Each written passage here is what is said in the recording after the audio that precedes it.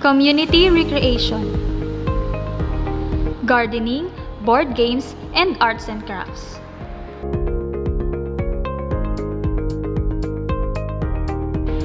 Community recreation refers to the recreation at the local level like community recreation facilities and community activity programs, and includes activities like sport, aquatics, personal development programs, rehabilitation programs, and government initiatives. Like culture and art, recreation, leisure, and sports activities play an important role in communities. Their many benefits include improving the health and well-being of individuals, contributing to the empowerment of individuals, and promoting the development of inclusive communities. Gardening. Gardening is the practice of growing and cultivating plants as part of horticulture. Horticulture means planting edible plants. 3 types of gardening. Container gardening. Container or pot gardening or farming is the practice of growing plants, including edible plants, exclusively in containers instead of planting them in the ground. Water gardening. Water gardens, also known as aquatic gardens, are types of water feature. They can be defined as any interior or exterior landscape or architectural element whose primary purpose is to house, display, or propagate a particular species or variety of aquatic plant. Community gardening. A community garden is a single piece of land gardened collectively by a group of people. Community gardens utilize either individual or shared plots on private or public land while producing fruit, vegetables, or plants grown for their attractive appearance. Board games. Board games are traditionally a subset of tabletop games that involve counters or pieces moved or placed on a pre-marked surface or board according to a set of rules. Examples of board games are Monopoly, Scrabble, chess, and snakes and ladders.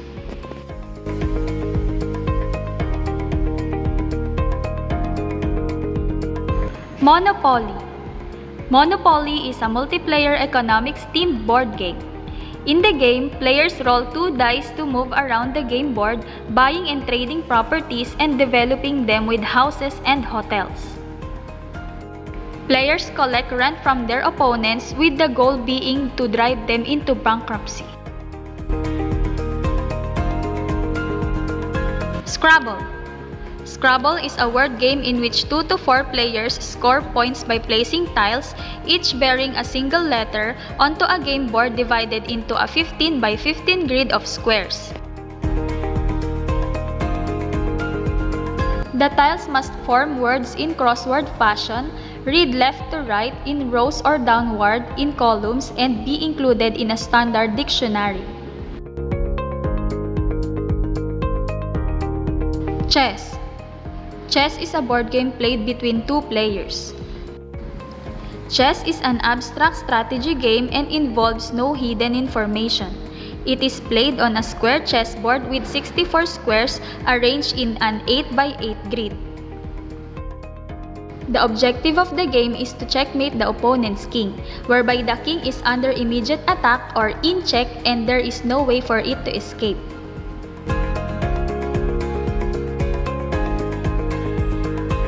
Snakes and Ladders. Snakes and Ladders is a board game for 2 or more players. It is played on a game board with numbered gridded squares. A number of ladders and snakes are pictured on the board, each connecting 2 specific board squares.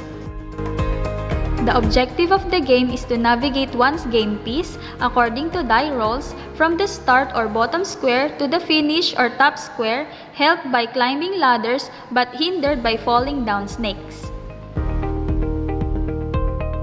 Arts. Arts is something that is created with imagination and skill that expresses important ideas or feelings. Types of arts. Visual arts.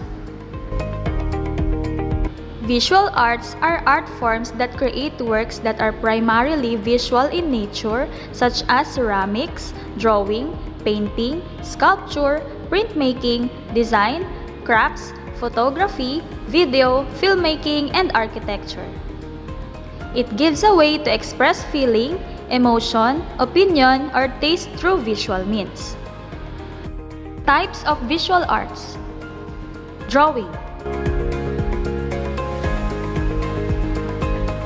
Drawing is a picture or diagram made with a pencil, pen, or crayon rather than paint. Painting.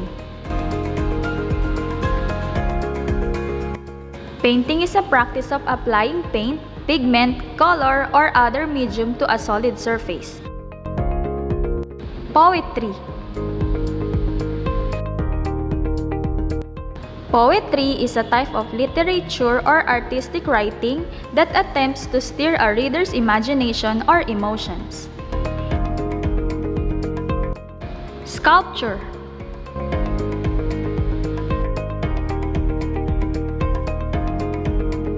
Sculpture is an art of processing as by carving, modeling, or welding hard materials. Origami.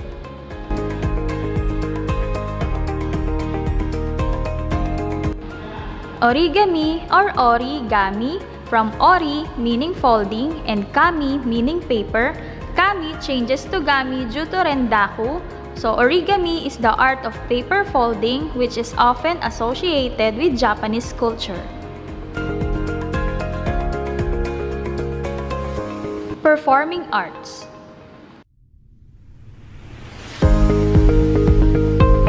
Performing arts are arts such as music, dance, and drama which are performed for an audience. It has ways to express an opinion, emotion, feeling, or taste through means of performance like theater, public speech, dance, music, and more. Types of performing arts. Dance. Dance is a performing art form consisting of purposefully selected sequences of human movement. This movement has aesthetic and symbolic value. Music or singing. Music or singing is a performing art concerned with combining vocal or instrumental sounds considered to be of high aesthetic value or emotional expression, usually according to cultural standards like rhythm, melody, and harmony. Theater.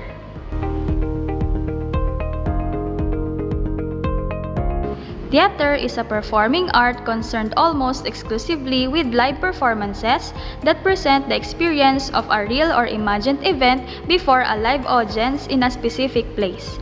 The performers may communicate this experience to the audience through combinations of gesture, speech, song, music, and dance. Drama.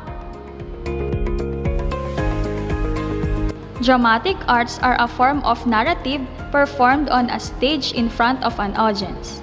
These stories and the way they are portrayed manifest in a wide variety of styles, also known as genres. Benefits of community recreation. Encourage social interaction. Improve concentration and learning. Increase personal confidence and self-awareness. Reduce feeling of depression and anxiety. Enhance self-esteem. And improve quality of life.